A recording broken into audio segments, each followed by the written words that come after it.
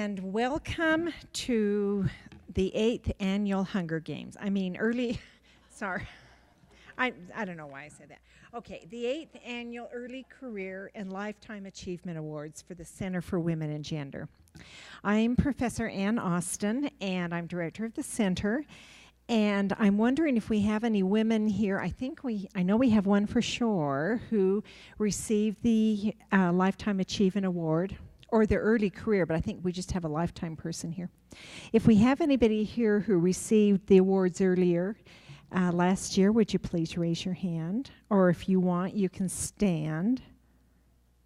Where are you, Terry? Okay, well, anyway, we do have somebody here who Terry, you're not going to be acknowledged. Well, in years past. Ever. Yay, Terry.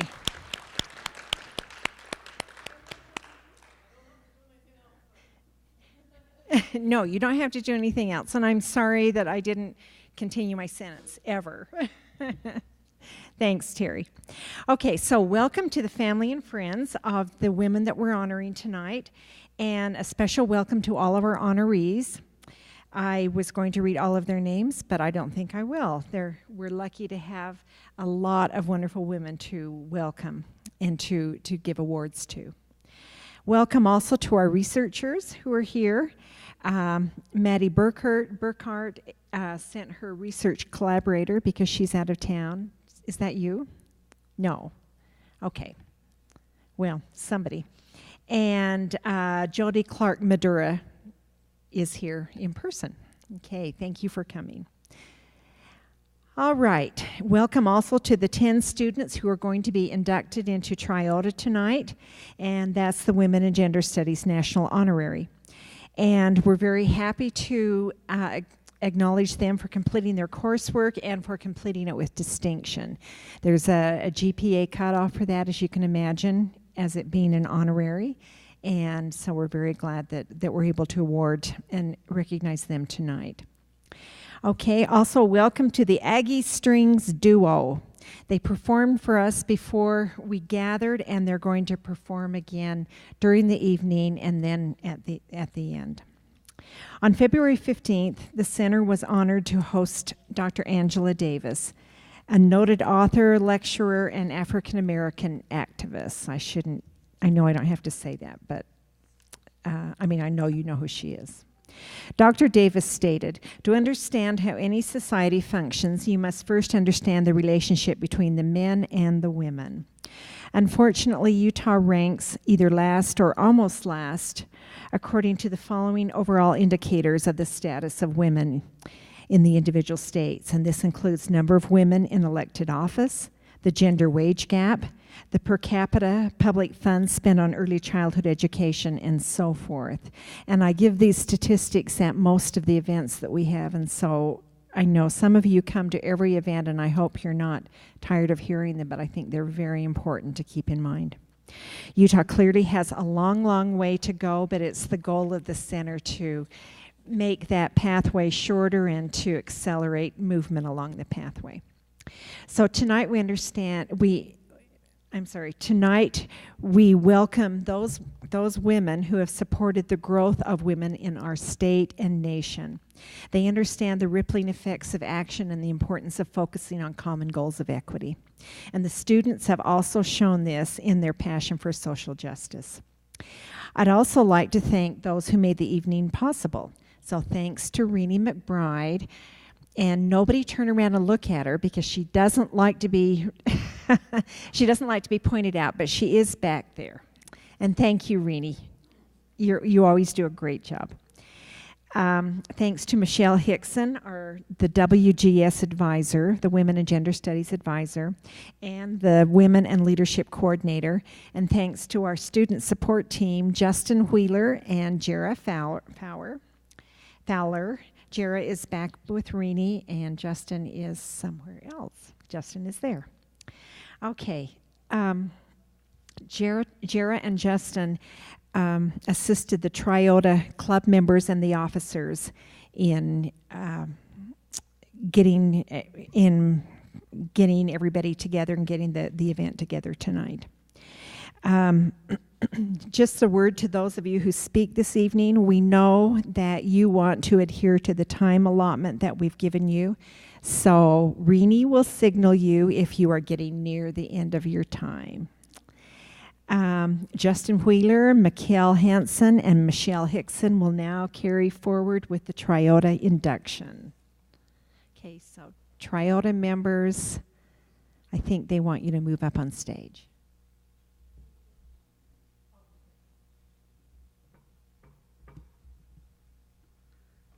Hi, my name is Mikhail Hansen, and I am the co-president of the Triota Honor Society.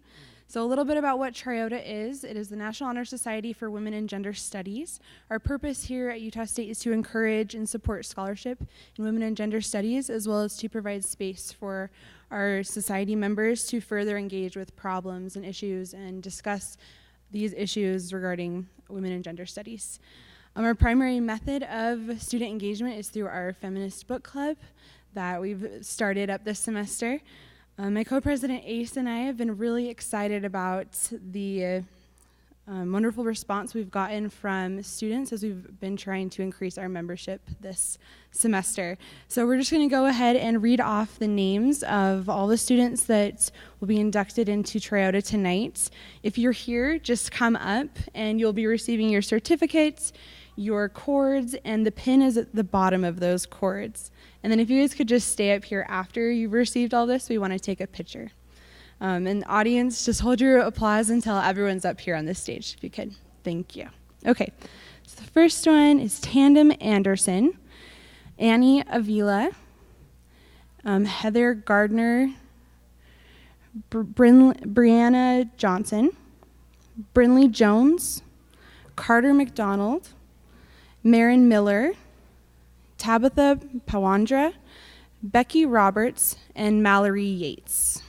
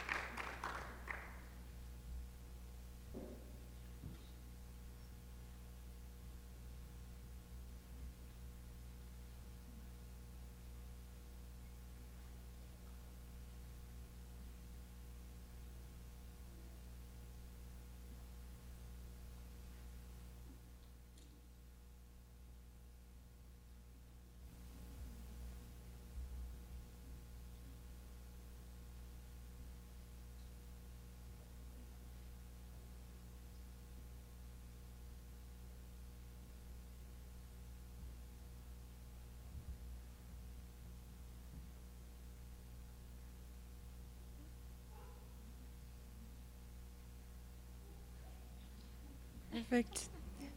Welcome to Triota, everyone. Thank you for being here.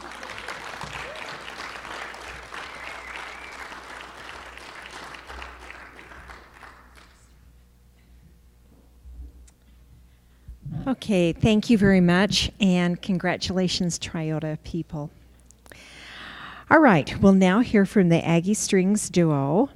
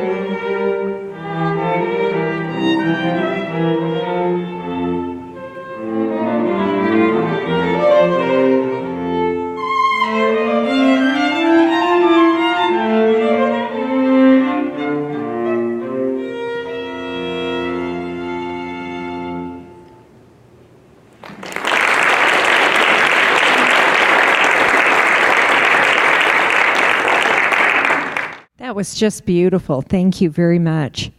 Are you both music students here? Yes, thank you. All right. We'll now proceed with the Early Career University Award.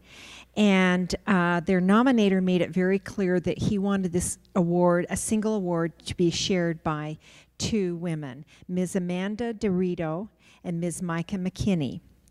And they were nominated together to demonstrate the intention that their combined efforts have led to the realization of powerful changes for Utah State University. So, Dr. Derek Tollefson, are you here? Would you like to come up, please, and introduce your people? By the way, nominators, when I call your name, that's what I'm doing. I'm inviting you to come up. And then after Derek has finished his remarks, as well as Ms. DeRito and Ms. McKinney, then Mr. Justin Barton will come up with his award, his nominee for the Early Career Community Award. Okay. I've actually asked my colleague Jen Rourke to read these nominations, since she actually was the one who had the idea to nominate them, and I enthusiastically supported. So, please. Thank you. So first I'll just read the bio of Amanda. Do you want me to just do Amanda first and then Micah? And then I'll say a little words about Amanda. I'll try to make it fast. And then same with Micah. So Amanda grew up in Cache Valley and holds a BS and MS from Utah State and an MA from Washington State University. After studying natural resource policy and economics for 10 years, she served as a VISTA volunteer, where she discovered a calling in fundraising and communication for nonprofit organizations.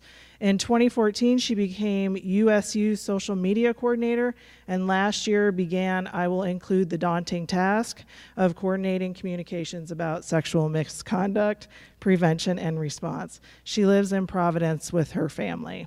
One of the things I'd like to say about Amanda is it is a daunting task to take this on and be the social media coordinator, and every day she does it with a smile on her face, and she's like, tell me more, I want to learn more, and I'm like, why? Such a tough topic, so thanks for everything you do for Utah State, Amanda. Micah McKinney serves as the University General Counsel. In that role, she manages the USU's legal matters and advises the university president, board of trustees, and other senior administrators regarding litigation, compliance, risk, policy review, employment law, student issue, contracts, and a variety of other legal matters. Micah is also committed to advancing women in the legal industry. She is an active member of the Women Lawyers of Utah and currently serves as the co-chair of the Initiative for Advancing Women in Law. When at home, Micah enjoys running, reading novels, and walking her dog. Micah also loves to travel and is always planning her next trip. Most importantly, Micah is a proud Aggie alum. Micah as well was tasked with the difficult task to come in and write policy and create committees, and just the work of them together over the past 2 years has been amazing. I mean, the strides that we've made to make survivors safe on campus, every day it just makes my heart glow. So thanks for all your work that you do.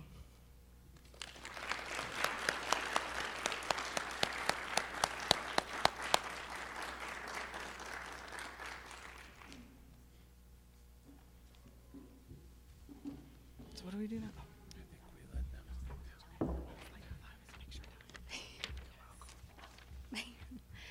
So we really appreciate that lovely introduction, and I'll keep this short because I always keep things like this short. Over the last year or so, we've been amazed and impressed by the amount of energy and time and probably tears that our staff and faculty have put into combating sexual violence at USU. We often talk about sexual violence as a community problem, affecting people of every age. Students arrive on campus. It starts long before students arrive on campus, and sadly, some will experience it even after they leave. But sexual violence doesn't just affect those who experience it directly. It challenges the mission of our university and threatens the futures and careers of more than just the victims. When promising researchers, scientists, teachers, and entrepreneurs are thrown off their path by sexual harassment, stalking, or sexual assault, it reverberates into the future. We can only guess at the consequences. Savvy, the Center for Women and Gender, and Title IX have carried this heavy weight for a long time. But eliminating sexual violence in all its forms takes an entire community. Changing a culture takes women and men, faculty and staff, students and alumni, and off-campus community leaders. It takes all of us willing to confront the root causes of sexual violence and become upstanders ourselves, those who stand up to prevent harm to others. Over the last year and a half, we've seen many students, staff, and faculty stand up like this, whether by serving on the Sexual Violence Task Force or working groups, planning or volunteering at events, becoming peer educators or advocates. These efforts represent thousands of hours and a deep commitment to making USU an even safer and better place to work and learn. We are so honored to be a part of this important work, honored to work alongside so many of you, and honored to be recognized with this award. Thank you to the Center for Women and Gender and our dear colleagues who nominated us. And we want to honor those who work directly with survivors on our campus and recognize the enormous impact they have on our community. Thank you.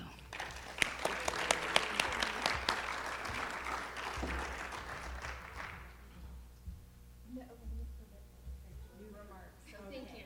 What she said. Ditto. Yeah. We'd like to get your pictures with your nominated schools.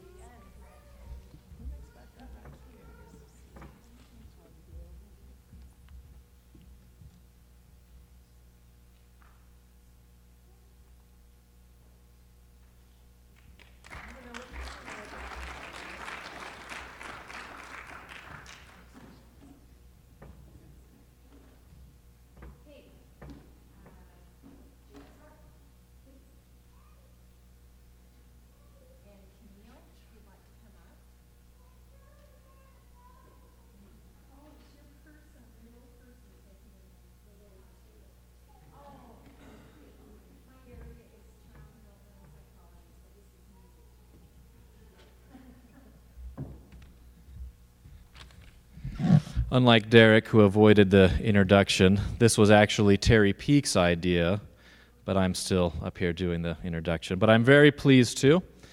I actually met Camille as a fellow undergraduate social work student here at USU a few years ago. She outshined all of her peers then, and she continues to do so now. Camille actually received a scholarship from the Women's Center as a student, and then she graduated summa cum laude in 2011. Just a year later, she obtained her Master of Social Work degree from the University of Utah with a 4.0 GPA. She's worked for the Women's and Children's Center at McCady Hospital, the Family Support Center, and perhaps most notably, she founded and currently leads the Utah Infertility Resource Center. Camille conducted a statewide needs assessment and then built the Resource Center around the issues that would make the most difference to a largely underserved population. I was personally very surprised to know that Utah didn't already have an organization with our strong culture around traditional families. I was surprised there wasn't an organization already that didn't support non-traditional families and individuals struggling with infertility. But Camille built that organization, and she currently manages program, administrative, and development teams consisting of 9 counselors, social workers, educators, and advocates. Together, they provide support, education, awareness for Utah's infertility community through support groups, counseling, online awareness, conferences, seminars, advocacy, and outreach. Camille was recently recognized by Utah Business Magazine as one of their 20 in their 20s. She has a lengthy resume of volunteer service, media interviews, advocacy work, and research presentations. I'm very glad I got to see Camille in action and on her board. Well, I served on her board for a short time, and I'm very excited she's been selected for the Early Career Award. Camille Hawkins.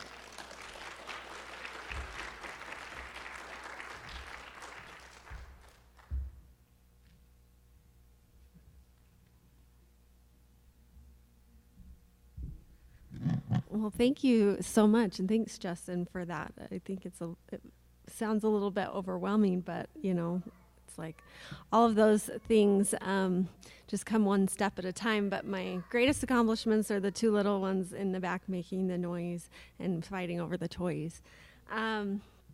So I was an undergraduate social work student at Utah State, and I was really excited to get involved in the medical social work field. And my first year as an intern in the hospital, my dad got hit by a car riding his bike and was in the ICU. And after that, I decided I didn't want to do medical social work anymore. Luckily, he survived the accident, and I decided to finish out my internship. But I decided I wanted to do something a little bit different. So I did counseling for children and families for a while. And then on a personal note, my husband and I started struggling with infertility.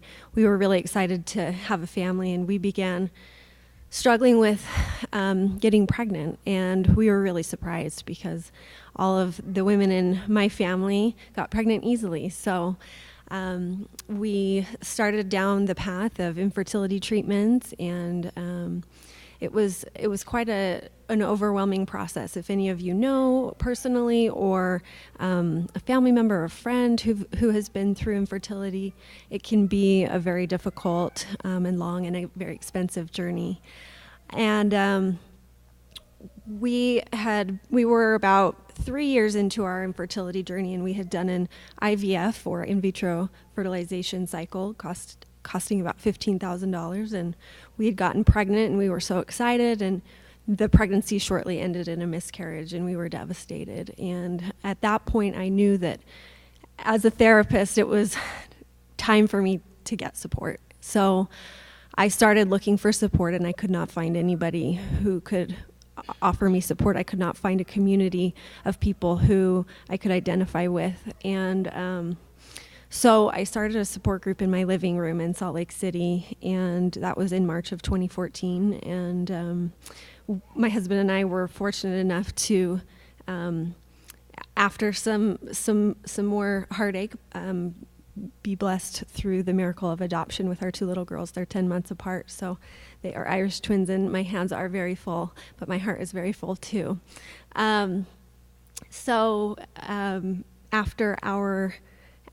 After we adopted our little girls, the support group in my living room wasn't gonna be going so well because we had all these baby items and people struggling with infertility, or that was our triggers. So we started looking at where else could we hold this group, and I thought maybe one day I'll specialize in infertility counseling.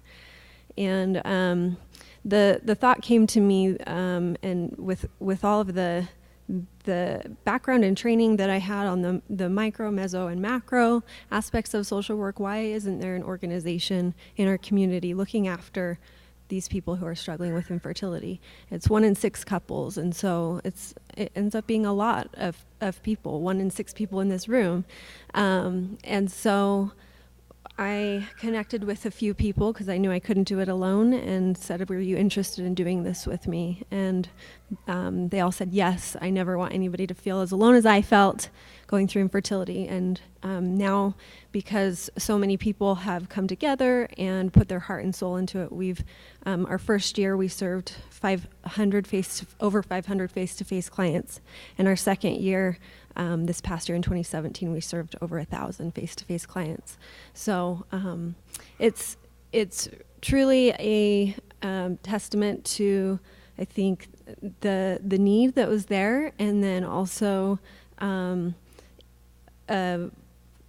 I think the training that I had in order to know that I needed to put in place certain or identify the connections that needed to be made in order to make some of these things happen. And we're really excited that that SB 181 just passed. It's a very small stepping stone to where we want to be up at the legislature, which would our overall goal is a state mandate for infertility coverage in Utah.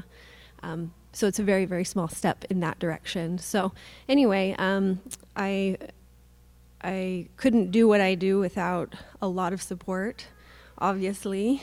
My husband is a wonderful guy back there, and I have some great family members and some great volunteers, staff members, and a board of directors that all come together to make this happen. So I want to thank Justin and Dr. Terry Peak and Dr. Susan, what's her last name? Egbert. I just know her as Susan. Oh, you girls can come up. Look how cute they are. Yeah. And the Center for Women and Gender Studies.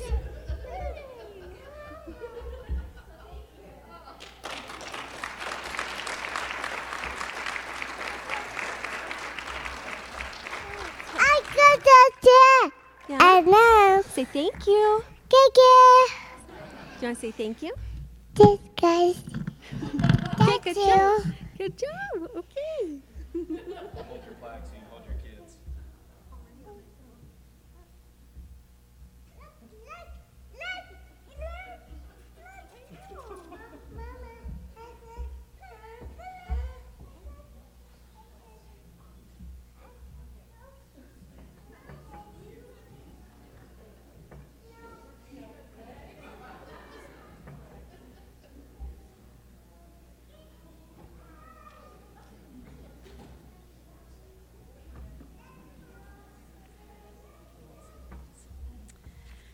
Well, congratulations, Micah and Amanda and Camille. And Camille, I'm very serious when I say thank you for bringing your tiny people.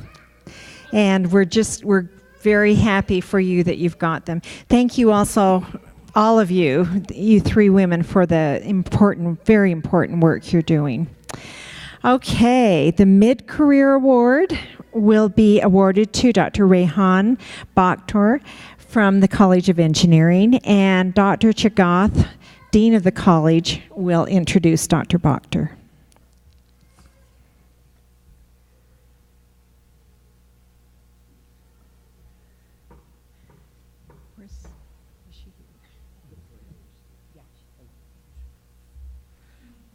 Thank you.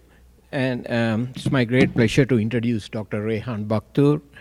I'll give a short introduction to Dr. Bakhtor from her early career in undergraduate days. Dr. Rehan Bakhtor joined the College of Engineering in 2005, and she received a bachelor's degree from Tsinghua University and her master's from Institute of Acoustics, Chinese Academy of Science. And then she came to the US and earned her PhD at Clemson University. So Dr. Bakhtor joined the College of Engineering, primarily electrical and computer engineering department, in 2005. And to name a few of her accomplishments, she was selected as the Teacher of the Year in the Department of Electrical and Computer Engineering. And she also was the IEEE Dudley Award for Undergraduate Teaching in 2014. And she also mentored 14 grad students over the period of since 2005, and she's a very active faculty member in both research and teaching. So this is a very deserving award for Rehan for all the work she has done for the college and the department, and by and large for the university as well. So thank you once again for the Center for Women and Gender for giving this opportunity for Rehan, and it's a great pleasure to introduce Rehan in this event. Rehan?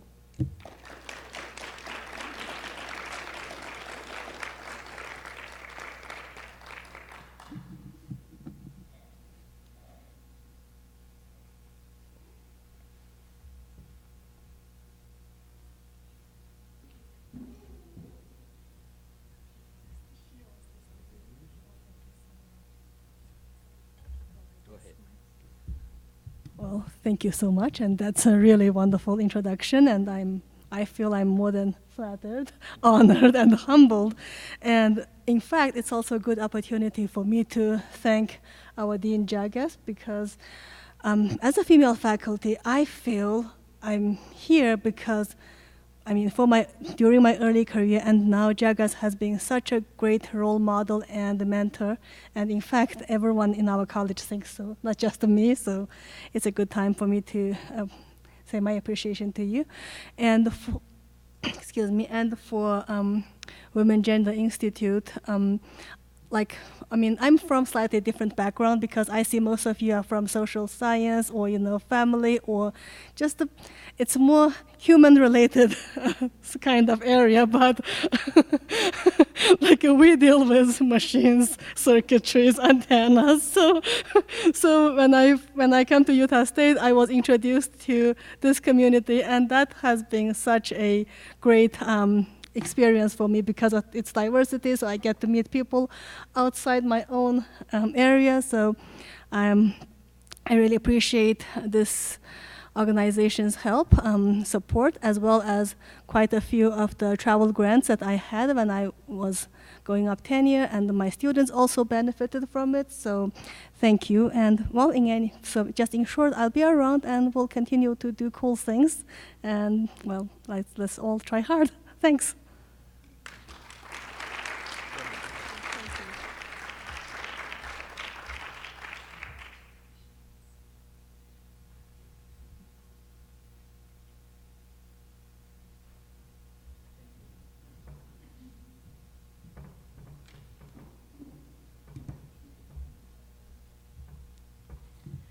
Rayhan, it's so wonderful to see you getting this award. When I was first hired here at Utah State several decades ago, we had no women in engineering, and then I remember one coming and then another, and it's really nice to see more women in that college, and it's nice to see the support, Jagath, that you and your colleagues give them.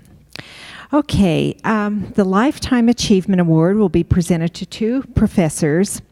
Dr. Rhonda Collister, Professor of Management in the School of Business, and she will be introduced by Dr. Allison Cook, who is also a Professor of Management in the School of Business. And following Dr. Collister's talk, then Dr. Colleen O'Neill, an Associate Professor of History and also recipient of the Lifetime Achievement Award, will be introduced by Dr. James Sander, and then Colleen will speak to us.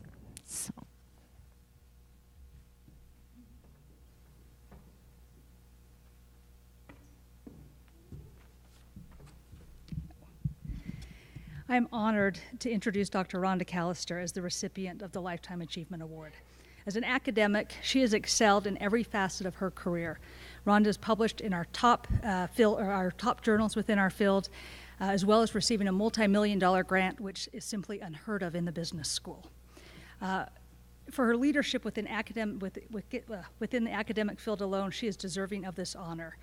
But what I want to look at is instead her focus in her contributions to USU and to the improvement of women on campus at USU. The humility and grace with which Rhonda consistently pursues her objectives and with minimal to no external recognition speaks to the commitment she has in helping others. Rhonda works tirelessly to better the lives of those around her, whether it is working as a faculty senate president, ensuring fair opportunities and processes for all, or working directly with the administration to get an under-the-radar policy in place that would ensure nursing stations in all of our buildings. Rhonda is always on the front lines, fighting for what is right and for what is fair. Through her efforts on her multi-million-dollar grant, Rhonda worked to promote better departmental climates and inclusivity for women in traditionally male-dominated fields. Her work has had a lasting effect on the women's recruitment, retention, and advancement within the STEM colleges. And currently, Rhonda is serving on the President's Sexual Violence Task Force. Given her years of experience working with survivors, Rhonda offers invaluable perspective in USU's efforts to protect students from sexual assault. Throughout her career, Rhonda has served as a mentor for many women, both students and faculty across campus. Personally, I've been the fortunate recipient of her incredible mentorship. Rhonda took me under her wing the moment I started at USU and has continued to be my mentor and friend throughout my career. I've now been at Utah State for 14 years, and I still consistently stop by her office for advice. Fortunately for me, and likely unfortunately for her, my office is 2 doors down. Truly, there is no perspective I value more than Dr. Collister's. She has a wisdom and diplomacy about her that has helped me navigate this career. She has also helped me to understand how I can better serve others. There's one quick story I want to tell that just illustrates how important Rhonda is to me. I'm part of a writing group on campus with 3 other professors, and we meet every 2 weeks, and we've done this for over 10 years now. And we meet to discuss our academic goals and to make us more productive and hopefully more successful within the roles we have on campus. So for the first several years we met, and a question would come up as to how we should do something or the best way to accomplish something. My immediate response was, well, Rhonda says this. And no matter the question presented, I always had a, well, Rhonda says this. And it actually became sort of a joke, and one of the members of the group said, we should make this a drinking game. And every time you say Rhonda, we take a drink. So it did become a running joke within our group, but it does illustrate how important and the sheer importance of Rhonda in my life. She has guided me through every twist and turn, and I honestly can say that I would not be where I am today without her. If one wants to see a person who truly makes a difference in other people's lives, you need to look no further than Dr. Rhonda Callister.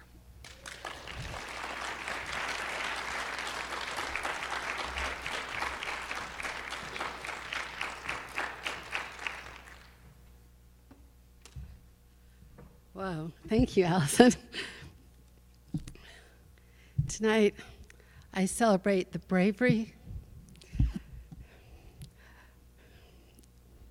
of all the courageous women who shared their stories of sexual harassment and assault this year, creating the Me Too movement. By sharing their stories, they triggered a seismic shift in the response to sexual harassment in this country. I deeply admire those women who spoke out, initially without knowing if they would be attacked and dismissed like so many others who'd gone before them. Instead, they changed the way that we respond to charges of sexual harassment against some of the most powerful men in this country. Still, there is room for improvement. Women in low-power positions such as hospitality, food service workers, and those on the factory floors, and members of organizations with almost exclusively men in positions of power, have yet to see the same kind of response. Much work remains. In 2003, the National Science Foundation awarded my team at USU a $3 million grant to advance the recruitment, retention, and advancement of women faculty in science and engineering. We initiated numerous change efforts, including tracking and reporting comparison data on hiring and promotion. Hiring rates improved, policies changed, and promotion rates rose over time, as Helga documented in her recent thesis. There is still room for improvement. I just completed analysis of the percentage of women and minority faculty in colleges at USU, compared to the PhD graduation rates in those disciplines. I will present the results to Faculty Senate within the next 2 weeks. There are several colleges with employment rates of women or minority faculty more than 2 standard deviations below the PhD graduation rates in those disciplines. Much work remains. In approximately 2004, the USU President Kermit Hall commissioned a salary study. When he presented the data, he asked all those in attendance at a relatively small meeting not to disclose the issues discussed there. I've waited 14 years to discuss it.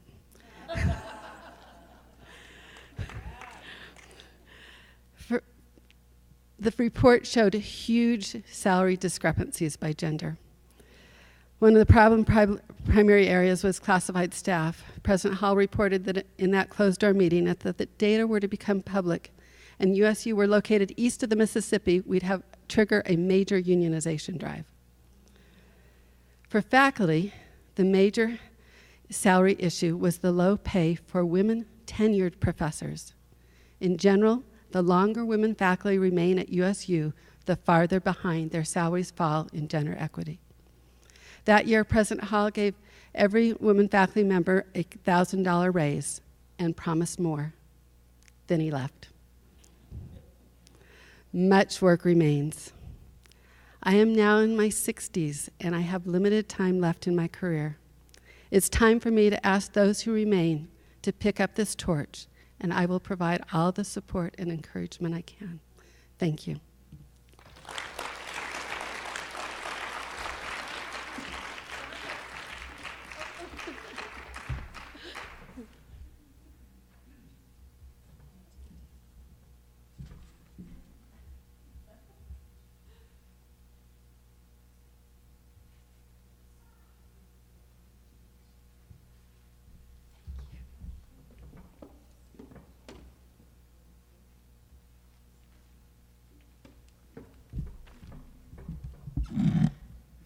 Good evening. It is my pleasure and honor to introduce Dr. Colleen O'Neill for the Lifetime Achievement Award, an award she truly merits due to her work in the Department University, her work as a scholar, and her work as an activist. When we came to USU, a while back, I won't say how long, I think we were both surprised about how traditional our department was, both in its gender makeup and its curricula. And much more so than Colleen's really been a leader in changing that department so much for the better today, both through her presence, through her teaching, but especially through her mentoring of young faculty and grad students. There's not a faculty member in our department who's worked with more young women and students of color than Dr. O'Neill in mentoring them through our graduate program. This commitment carries over to her scholarship. If you read certain blogs today, I think that the current generation thinks they invented intersectionality, but Colleen's been doing it, all along. Her first book was on the Navajo, but instead of studying the Navajo as this exotic other, for scholars' inquiry, she studied their labor, something that unites all working peoples, and she did so in her prize-winning book, Working the Navajo Way. Her work focuses on how historical experience is shaped by the confluence of gender, race, and what is left out sometimes, class. I won't go through all of her many works and her work as the Western Historical Quarterly editor for many years, but they are legion and impressive. And maybe most importantly for this award, Colleen brings that same sensibility to her work as an activist. She was an activist before she became an historian, and her passion and commitment has not dimmed with time and tenure. She has managed the media and publicity for the Planned Parenthood's Chocolate Festival, has worked for CAPSA, is a regular and inspiring presence at protests and demonstrations throughout the Valley and the state, and most recently has helped found the Utah League of Native American Voters. So for all of her labors and her dedication, Colleen O'Neill truly deserves this Lifetime Achievement Award.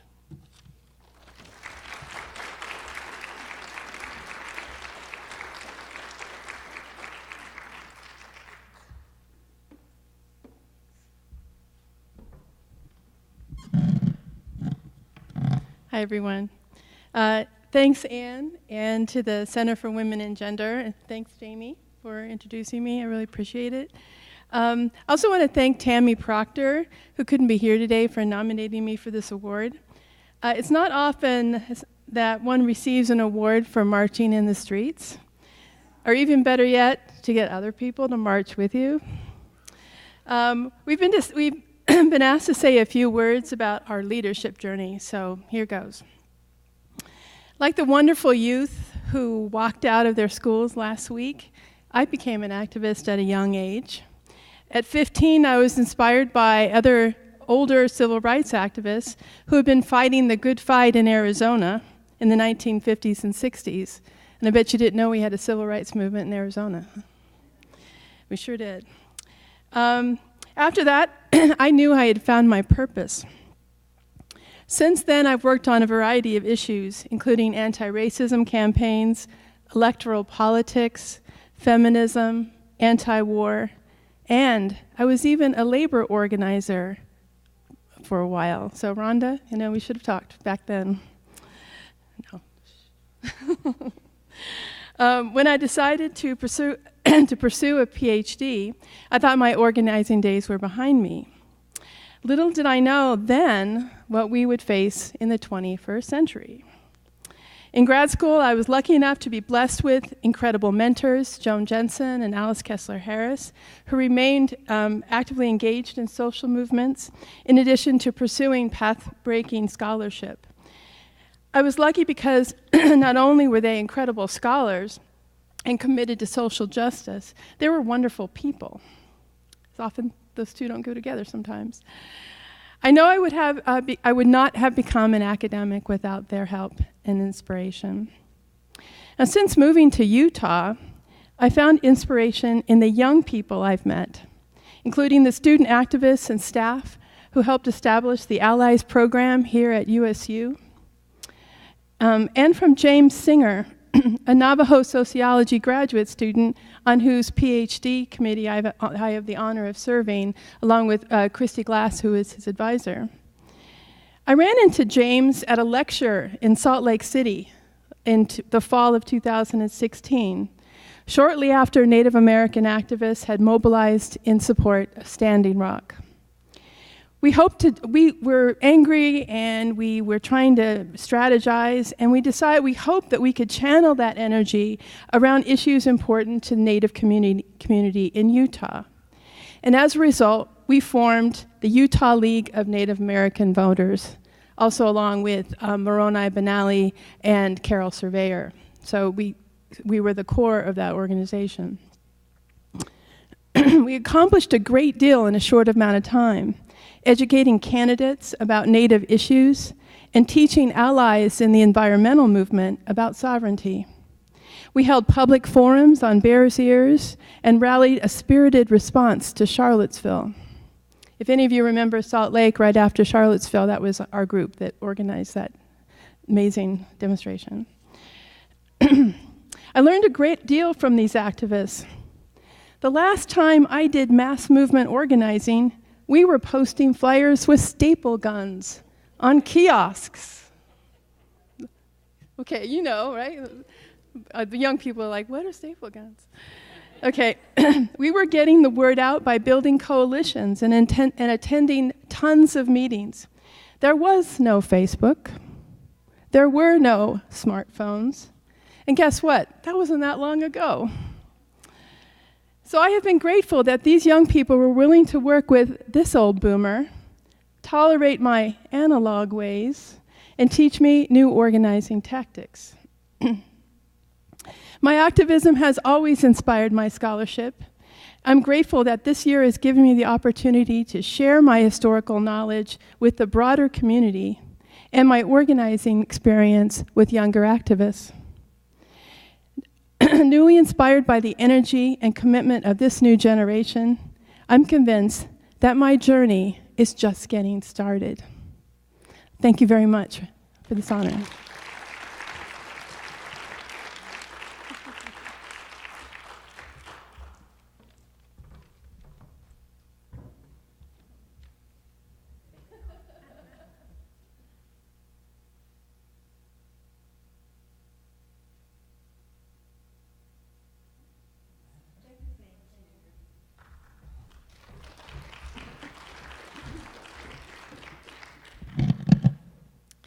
I am always so inspired by everybody's stories, and this evening is no different.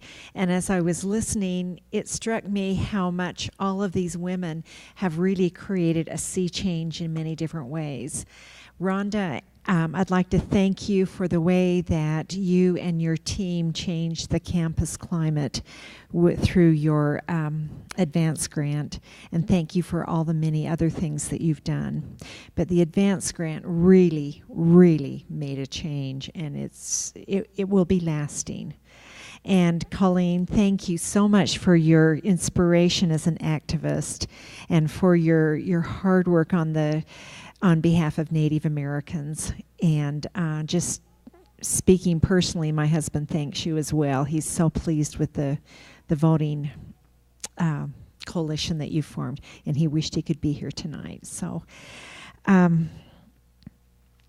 Rayhan, thank you for being an inspiration to women in engineering in the STEM field. And I'm sure that by your wonderful presence, your quiet but friendly and warm presence, you're bringing a lot of women into that field. And Micah and Amanda and Camille, thank you so much for the changes that you've made and for the awareness that you've brought to sexual assault issues as well as to infertility issues. And I can tell you, Camille, that members of my family will thank you when they hear about you as well.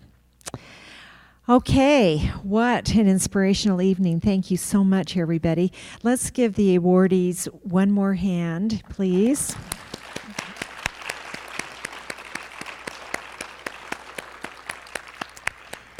I usually don't like it when people say that because I think, well, we've been clapping and clapping, but I just feel so inspired by everybody that I wanted to give you one more piece of recognition.